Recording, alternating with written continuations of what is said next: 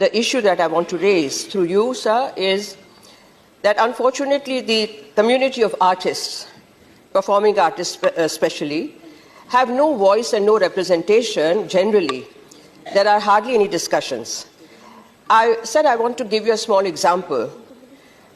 The equipment of artists, the equipment that they use, whether it's the instruments that they use or whether the costumes or whatever, that's professionally very, very important to their lives, to their art, to their vocation.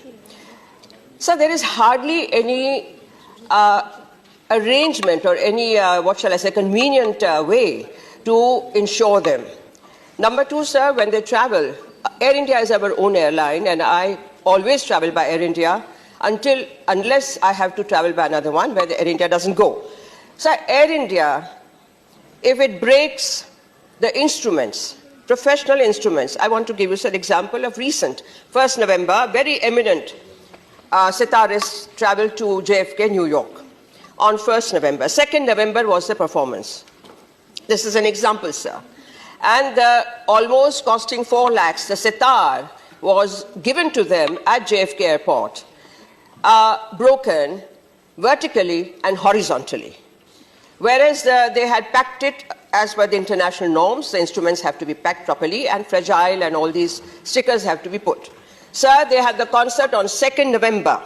The sitar costs 4 lakhs made to order. What do they do, sir? And then Air India, instead of apology, tells them that you should buy another seat. I mean, this is ludicrous, sir. So my request through you, sir, is that the Ministries of Culture and Ministry of Civil Aviation, they should come together to discuss this very important issue. Culture, sir, is not taken seriously, not being taken seriously anymore, as I see, I've observed, and I feel very sad about it, sir. Thank you.